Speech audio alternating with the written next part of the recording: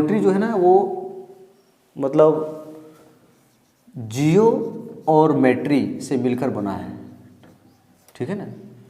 जियो और मेट्री से मिलकर बना है ज्योमेट्री। तो जियो का अर्थ होता है पृथ्वी, अर्थ, और मेट्रिक का मतलब होता है मेजरमेंट, मापना, ठीक है। तो हमारे पृथ्वी पर बहुत सारी शेप हैं जो मतलब 2D या 3D हैं। उस शेप के बारे में हमको जानकारी ये ज्योमेट्री के माध्यम से हमको मिलती है, ठीक है ना। तो ज्योमेट्री के बारे में हमको मिलती है। तो सबसे पहले ज्योमेट्री को हम लोग मतलब इसमें सबसे जो हम लोग पहला पॉइंट है वो हम लोग जानेंगे, जिसको हम लोग रेखा गणित भी कहते हैं, ठीक है ना। और ये रेखा गणित का खोज करने वाला व्यक्ति उसका नाम है यूक्लिड, ठीक है ना। तो रेखा गणित के पिता यूक्लिड को कहा गया है क्योंकि सबसे पहले रेखा गणित के बारे में यही व्यक्ति जो है हम लोगों को कुछ बताए हैं, ठीक है ना, और सबसे पहले खोज की है। तो रेखा गणित में क्या होता है, रेखा गणित में मतलब किसी चीज़ की भुजा हो गया या फिर कोण हो गया, है ना, इस चीज़ की हम लोगों को जानकारी मिलती है, पता चलता है। तो सबसे पहले यहाँ पे हम जानेंगे कि रेखा गणित के अंतर्गत जो आता है वो आता है सबसे पहले लाइन यानी रेखा और कोण, रेखा और कोण, जिसको इंग्लिश में बोला जाता है लाइन एंड एंगल। दूसरा में आता है नंबर 2 पॉइंट में आता है इसमें मेरा ट्रायंगल, ट्रायंगल जिसको हम लोग हिंदी में बोलते हैं त्रिभुज। उसके बाद तीसरा में आता है जिसको हम लोग बोलते हैं क्वाड्रिलेटरल, है ना।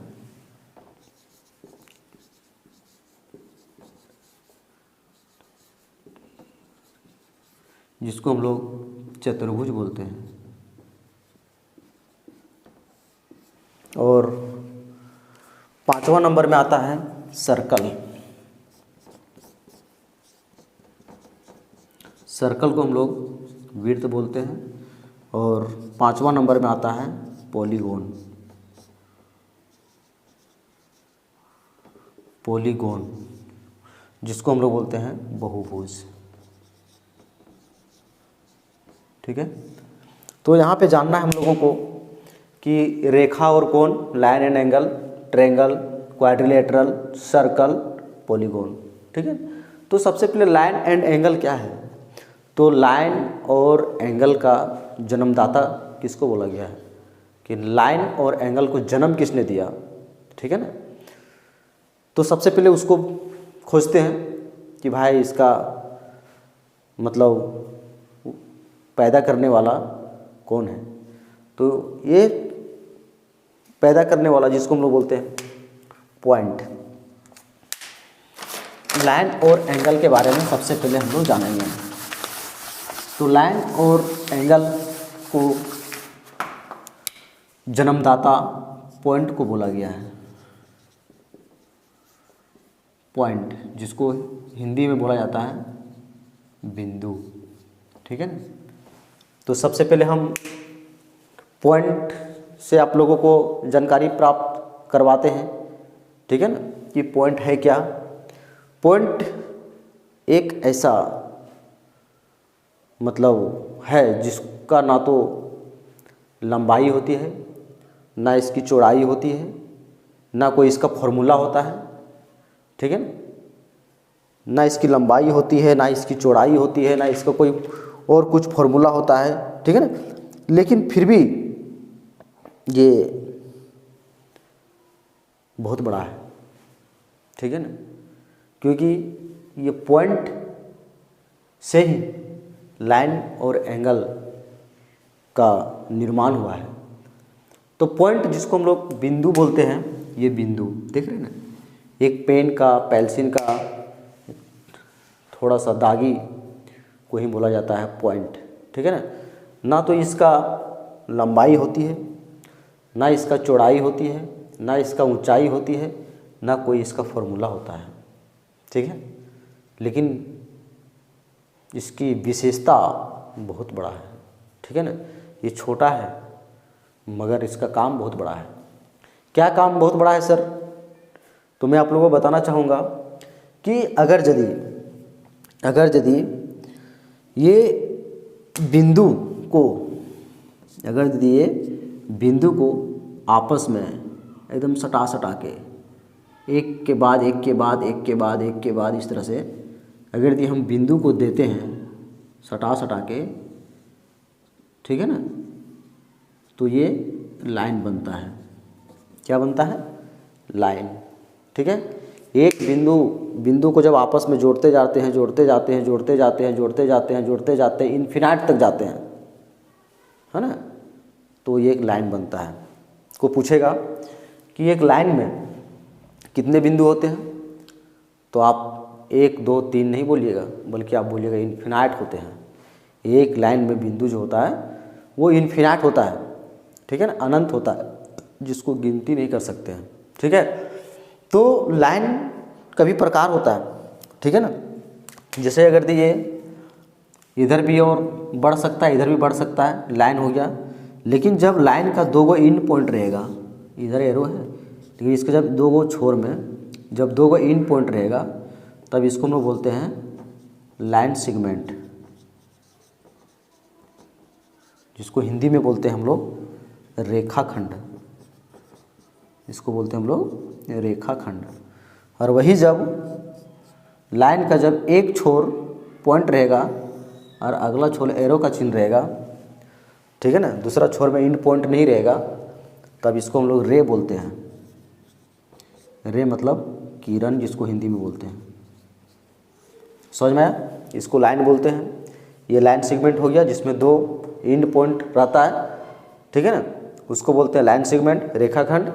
और जिसमें एक एंड पॉइंट रहता है और एक में एंड पॉइंट, एक छोर में एंड पॉइंट नहीं रहता है, उसको हम लोग बोलते हैं किरण, जिसको हम लोग रे बोलते हैं, ठीक है। अब यहाँ पे हमको जानना है कि बिंदु जो होता है वो एक बिंदु भी कई प्रकार के होते हैं। क्लासिफिकेशन ऑफ पॉइंट, ठीक है ना, मतलब पॉइंट को कई वर्गों में बांटा गया है। पॉइंट को कई वर्गों में बांटा गया है। जैसे हम यहाँ बोलेंगे कुछ, जैसे आप लोग भी पढ़े होंगे पहले, तो नहीं पढ़े होंगे, सुन लीजिए। एक होता है कोलिनियर और एक होता है नॉन कोलिनियर पॉइंट। एक कोलिनियर पॉइंट और दूसरा होता है नॉन कोलिनियर पॉइंट। तो कोलिनियर पॉइंट क्या होता है, ठीक है ना, जिसको हिंदी में बोलते हैं संरेख, ठीक है ना, और नॉन कोलिनियर को बोलते हैं असंरेख बिंदु, ठीक है ना। कोलिनियर पॉइंट को बोलते हैं संरेख बिंदु और नॉन कोलिनियर पॉइंट को बोलते हैं असंरेख बिंदु। तो संरेख बिंदु क्या है, कोलिनियर पॉइंट क्या है? तो जब एक मतलब रेखा में, जब एक लाइन में जब 2 या 2 से अधिक पॉइंट हो, 2 या 2 से अधिक पॉइंट हो, तो उसको बोलते हैं कोलिनियर पॉइंट, ठीक है ना। जिसे मान लिया जाए एक मेरा ये लाइन है, लाइन सेगमेंट है, इसमें 2 या 2 से अधिक पॉइंट रहेगा, इस लाइन में ही रहेगा, तब इसको हम लोग बोलते हैं कोलिनियर पॉइंट। क्या बोलते हैं इसको? Collinear point.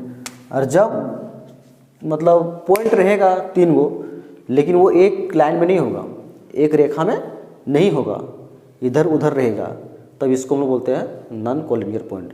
जैसे आपसे एक क्वेश्चन मान लिया जब पूछ दिया गया, आप ही से हम क्वेश्चन कर रहे हैं, ठीक है, तो पॉइंट ऑफ इंटरसेक्शन उसी को बोलते हैं। जैसे मान लिया जाए कि एक ये पॉइंट है, इस पॉइंट में यहाँ लिख देते हैं कि प्रतिच्छेद बिंदु, प्रतिच्छेद बिंदु,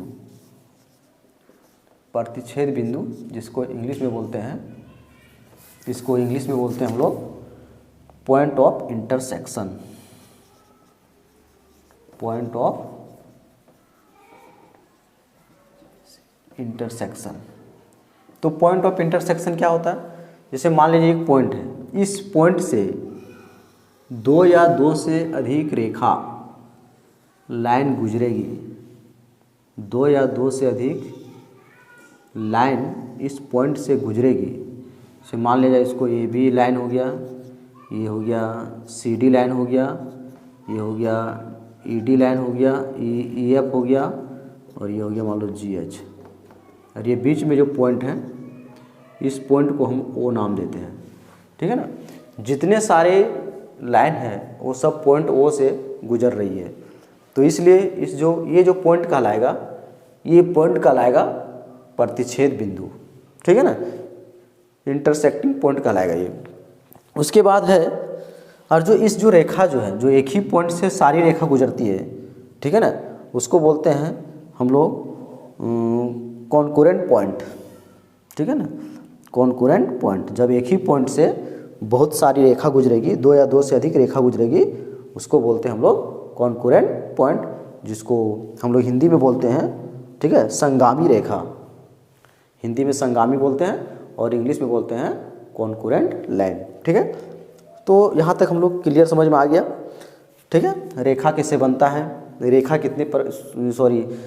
कैसे बनता है, पॉइंट से बनता है, पॉइंट कितने तरह का होता है।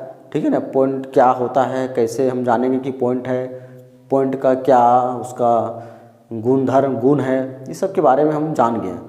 अब यहाँ पे हमको थोड़ा सा जानना है लाइन के बारे में। जो लाइन अभी आपको बताएं, जिसको रेखा बोलते हैं, ठीक है ना, कैसे होता है सो। अब यहाँ पे लाइन भी कई वर्गों में इसको बांटा गया है। ठीक है ना, क्लासिफिकेशन ऑफ लाइन।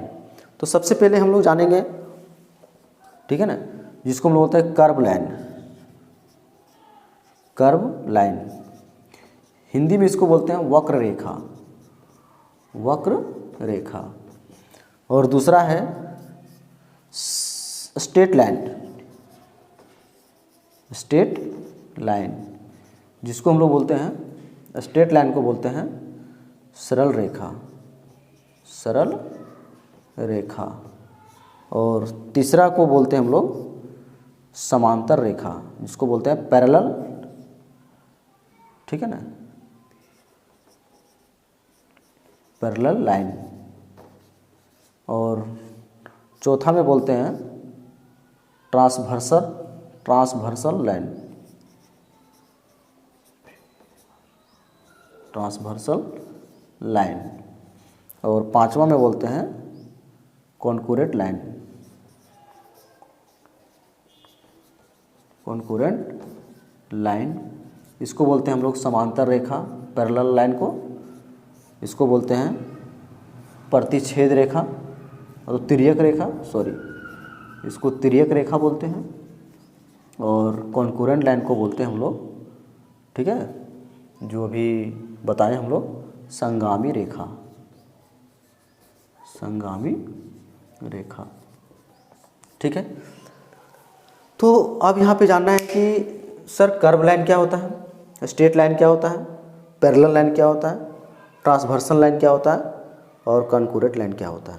ठीक है, तो कॉन्करेंट लाइन आपको बता दिए, जब एक ही पॉइंट से कई लाइन गुजरती है, उस लाइन को, उस सभी लाइन को कॉन्करेंट लाइन बोलते हैं। ठीक है, सबसे पहले हमको जानना कर्व लाइन क्या होता है।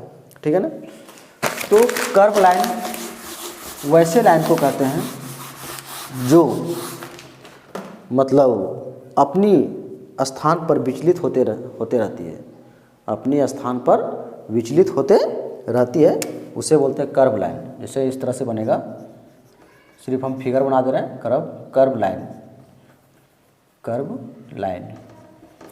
ये लाइन इस तरह से होती है, टेढ़ा मेढ़ा, जिग जाग, है ना, इसको बोलते हैं हम लोग कर्व लाइन। टेढ़ी मेढ़ी रेखा को, है ना, हम लोग बोलते हैं कर्व लाइन। और दूसरा मैं आपको बताएं स्ट्रेट लाइन।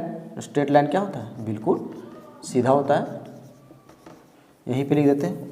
ये हो गया कर्व लाइन, इस तरह से होता है, ठीक है ना। और ये हो गया आपका स्ट्रेट लाइन।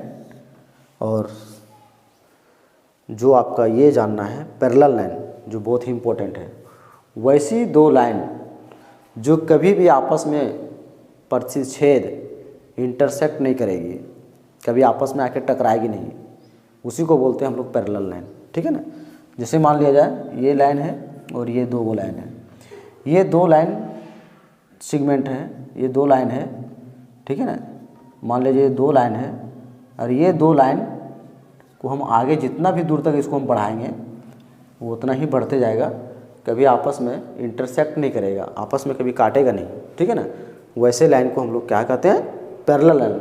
और इससे बेस्ट जानकारी है कि मान लिया जाए इसका छोर में, इसका पहला छोर में यहाँ से यहाँ तक की लंबाई यानी चौड़ाई मान लीजिए 3 मीटर है, या तो सेंटीमीटर है या तो 3 मीटर है, और दूसरा छोर की चौड़ाई भी 3 मीटर ही होगा।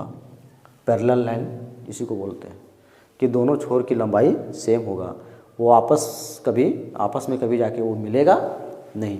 ठीक है। अपनी रास्ते में वो आगे बढ़ते जाएगा, लेकिन कभी आपस में आके इंटरसेक्ट आपस में कभी मिलेगा नहीं।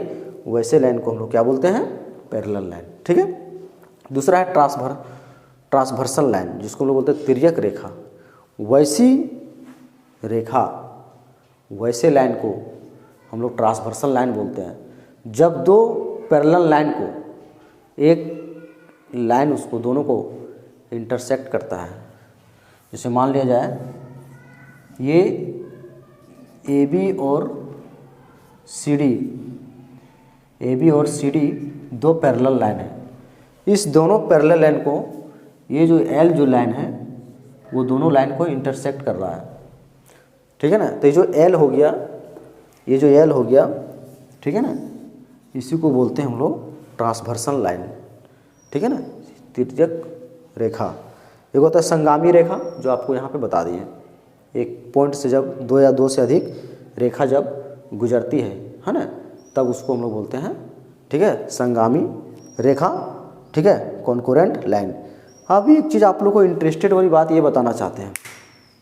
ठीक है, इसको हम अगला नेक्स्ट वीडियो में आपको बताएंगे। ठीक है ना।